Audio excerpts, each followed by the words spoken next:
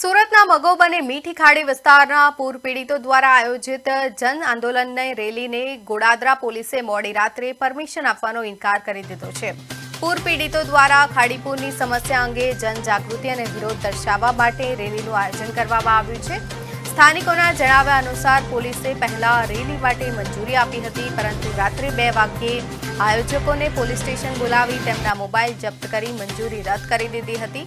આયોજકોએ એવો પણ દાવો કર્યો છે કે પોલીસે તેમની ઉપર ઉપરી અધિકારીઓનું ઘણું દબાણ હોવાનું જણાવ્યું હતું। આંદોલનકારીઓ રેલી ન કાઢી શકે તે માટે પોલીસે હવે રેલવે ગરનાળા અને સંબંધિત સ્થળો પર ચુસ્ત પોલીસ બંદોબસ્ત ગોઠવી દીધો છે।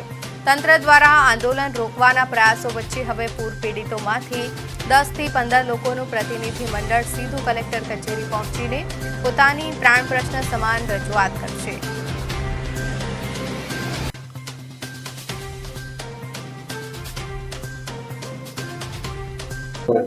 चार पांच वखत तो अमे पाटील साहेब ने पण मुलाकात करेली हती। पाटील साहेबे आश्वासन आपेला हता अने जे जरूरी पगला हता जे ते समये ते साहेबे लीधा पण हता, पण तेनुं कई स्थायी निराकरण आव्युं नथी।